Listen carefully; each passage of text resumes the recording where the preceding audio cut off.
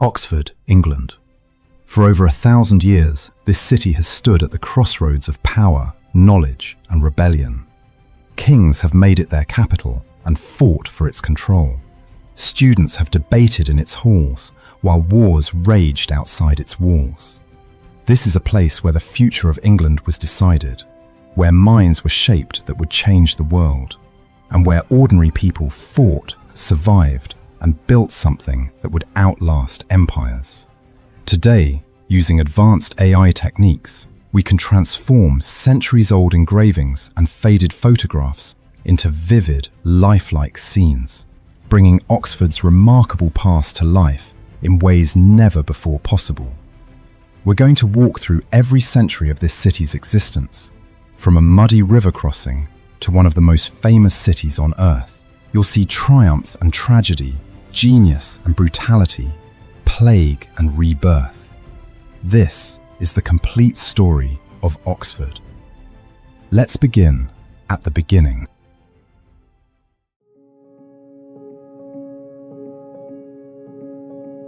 Not many people know this, but Oxford's story actually begins before the Saxons.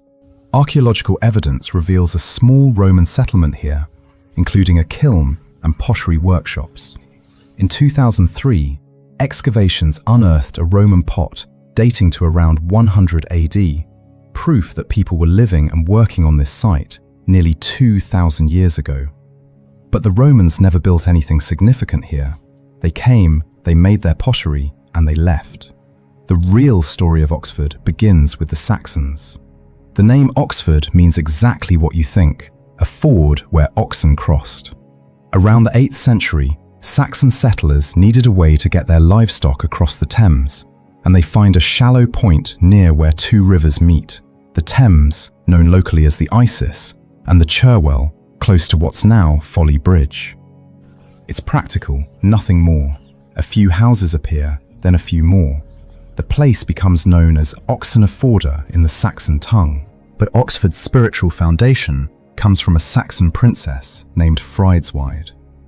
According to legend, around 727 AD, Friedzweid is a young noblewoman who refuses marriage to a local king, choosing instead to dedicate her life to God. She establishes a small monastery here, building a church on the site where Christ Church Cathedral stands today. Whether all the legends about her are true doesn't really matter. What matters is that her church becomes Oxford's first significant religious building, and Friedzweid herself becomes the city's patron saint. The priory she founds will stand for centuries. By 911, things start to get serious. England is being carved up by Viking invaders, and Edward the Elder, King of Wessex, recognizes that this river crossing has strategic value. He builds fortifications here, transforming a simple ford into a fortified town. Oxford becomes part of a defensive network, protecting Wessex from Danish attack. The town sits on the border between Saxon and Viking territory, and that tension defines its early years. In 1002, something horrific happens. King Ethelred the Unready orders what becomes known as the St. Brice's Day Massacre. On November 13th, Saxons across England are commanded to kill all Danish settlers in their midst. In Oxford, terrified Danes flee to St. Friedesweid's church, seeking sanctuary. The locals bar the doors and set the building on fire. Everyone inside burns to death. Among the dead is Gunhild, sister of Sweyn Forkbeard, the King of Denmark. This single act of violence ensures that Sweyn will return with a massive army to exact revenge. But Oxford survives, and as the 11th century approaches, this rough border town is about to be caught in the greatest invasion England will ever face.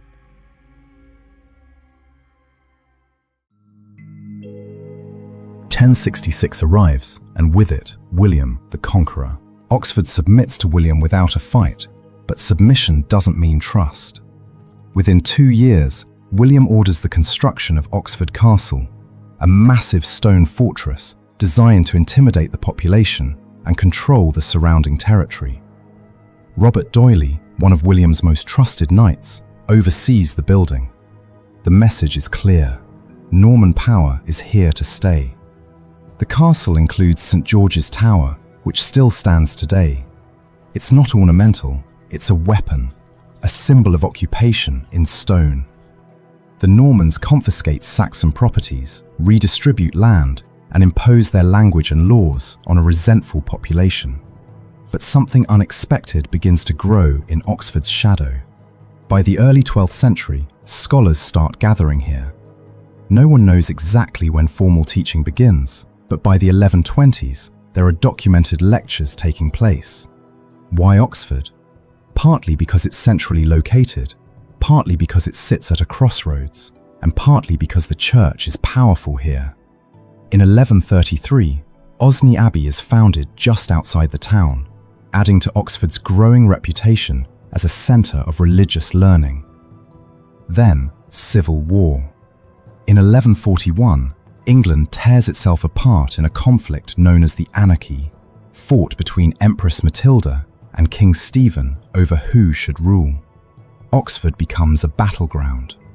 Matilda seizes Oxford Castle and holds it against Stephen's forces. He lays siege to the castle in the winter of 1142. For 3 months, Matilda's garrison holds out, but eventually the situation becomes desperate. On a December night, with the Thames frozen solid, Matilda and 3 of her knights escape by dressing in white cloaks to blend with the snow. They slip across the frozen river and flee to Wallingford. It's one of the most dramatic escapes in medieval English history, and it happens right here. The next day, Oxford Castle surrenders to Stephen. He takes control of the city, but Matilda herself has slipped through his fingers. The war drags on for another 11 years in a bitter stalemate. Neither side strong enough to defeat the other. Eventually, exhausted by endless fighting, they reach a compromise. Stephen keeps the throne for his lifetime, but Matilda's son, Henry, will inherit it when Stephen dies. Matilda came within a sword's edge of the English crown, but it wasn't to be. England wouldn't have a crowned queen ruling in her own right for another 412 years, until Mary Tudor took the throne in 1553. But even during those years of chaos and siege, scholars had kept coming to Oxford, and now, with peace restored, their numbers swell. The real catalyst comes in 1167. Henry II, furious with France, bans English students from attending the University of Paris. They need somewhere to go, and many choose Oxford. The trickle of scholars becomes a flood. Informal teaching arrangements solidify into something more permanent. Oxford is becoming a university town, though no one uses that word yet.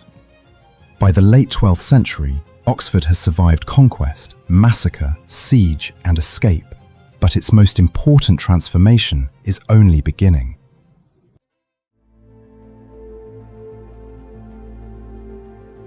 The 13th century is when Oxford stops being just another town and becomes something unique. Students and scholars are everywhere now, living in lodging houses, attending lectures in rented rooms, and frequently getting into violent brawls with locals. Town and gown tensions run deep. In 1209, a scholar kills a local woman. The townspeople, enraged, hang 2 of his innocent colleagues in retaliation. In protest, many scholars pack up and leave Oxford entirely. Some go to Cambridge, where they establish a rival university. It's a split that will define English academia forever. Oxford's first colleges appear during this century. University College, Balliol, and Merton all claim to be the oldest, each founded in the 1260s and 1270s. These are a new model for education, self-governing communities of scholars with their own rules, their own finances, and their own endowments. The idea is revolutionary. Learning supported by permanent institutions rather than the whims of individual teachers. But Oxford isn't peaceful. In 1248, there's a riot so severe that the university suspends operations entirely. Scholars and townspeople clash repeatedly throughout the century. the violence reflects deeper resentments. Students are often exempt from local laws. They drive up rents. They're rowdy and arrogant. The locals work hard for their living, and they resent these privileged young men treating their town like a playground. By 1284, Merton College establishes the first proper academic structure, with fellows, statutes, and a formal curriculum. Other colleges quickly follow the model. The University of Oxford is no longer just an idea. It's a physical reality, built in stone, and it's changing the character of the entire town. Then, in the 14th century, something comes that's worse than any riot.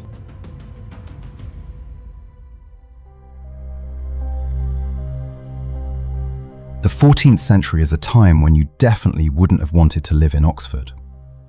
First, in 1348, the Black Death reaches England. By 1349, it's in Oxford. The plague kills indiscriminately. Scholars, townspeople, monks, merchants. No one is safe. Estimates suggest that between a third and half of Oxford's population dies within months. Entire households are wiped out. Bodies pile up faster than they can be buried. The university nearly collapses from lack of students and teachers. Then, only a few years later, disease turns into violence. 5 years, the barriers stand, a physical monument to class division.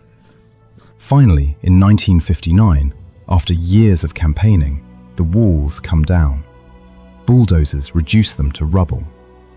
Even today, walk through Oxford and you'll pass from cobblestoned college quadrangles to working-class neighbourhoods in 5 minutes. Two worlds, still not quite touching.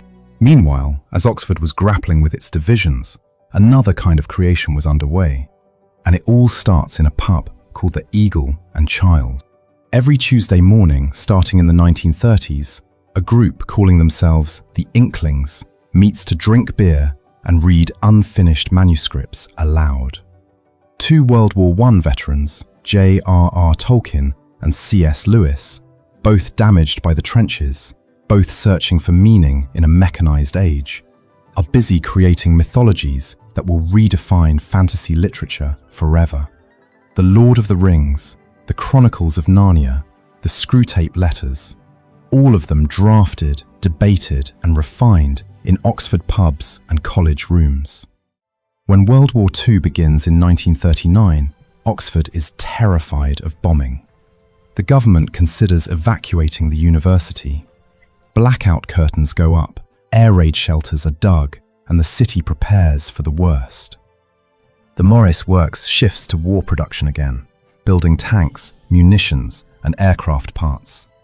Women fill the factory floors as men go to fight. Oxford becomes a centre for code-breaking and secret intelligence work, with academics recruited into government service. And in a laboratory at the Dunn School of Pathology, 2 scientists are racing against time on a project that will save many more lives. Howard Florey and Ernst Chain are working to purify and mass-produce penicillin. Alexander Fleming discovered the mold in London, but it was Oxford that figured out how to turn it into medicine. By 1942, they've succeeded.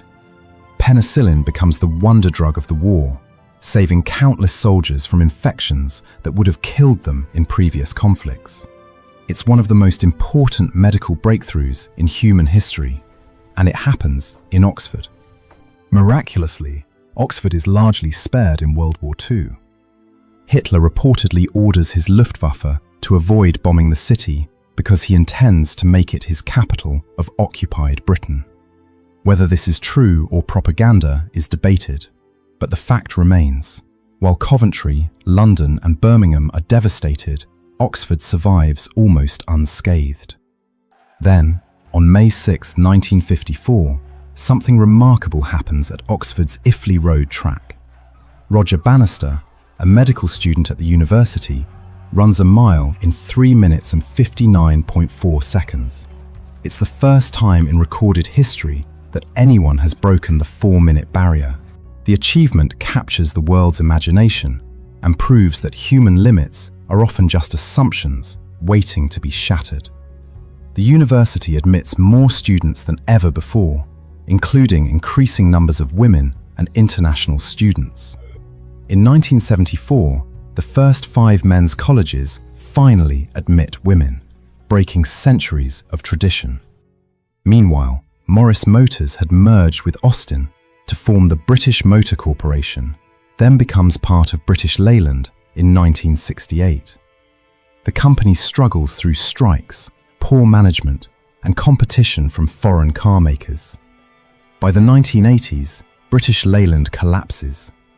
The Cowley plant survives under new ownership, eventually becoming part of BMW and producing the reborn Mini. But the glory days of British car manufacturing are over.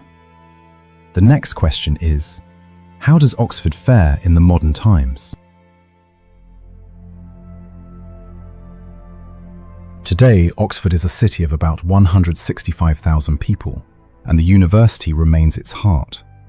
39 colleges now operate, educating around 25,000 students from across the globe. Oxford consistently ranks as one of the top 3 universities worldwide. Its alumni include 28 British Prime Ministers, over 70 Nobel Prize winners, and countless other professionals. Stephen Hawking, Oscar Wilde, Hugh Grant, Bill Clinton, Emma Watson, the list goes on and on. The city's economy has transformed yet again. The car plant in Cowley still operates, now owned by BMW and producing the Mini. But Oxford's real growth is in technology, pharmaceuticals, and research. The COVID-19 pandemic puts Oxford on the global stage in 2020. Scientists at the university, working with AstraZeneca, developed one of the first effective vaccines. The Oxford AstraZeneca vaccine is distributed to billions of people worldwide, saving countless lives. But modern Oxford faces challenges. Housing is extortionately expensive, pushing out working-class families. Traffic is a nightmare. The city struggles to balance tourism, which brings millions of visitors annually, with the needs of residents. Town and gown tensions persist in new forms. Disputes over university's enormous wealth, while local services are underfunded. Oxford today is a living paradox. Ancient and cutting edge, exclusive and diverse, beautiful and troubled, inspiring and frustrating. And it continues to shape the world in ways both profound and subtle. From a muddy ford where oxen crossed a river to one of the most famous cities on earth, Oxford's story is one of survival, reinvention, and relentless forward motion. Oxford's history is messy, contradictory, and deeply human. Much like any other city, it's not perfect and never has been. But as this video has shown, Oxford has so much to be proud about and will continue to forge the world's greatest minds for decades to come. If you've enjoyed this journey through Oxford's complete history, please like this video and subscribe to the channel for more deep dives into the cities that shaped the world. And as always, we'll see you in the past.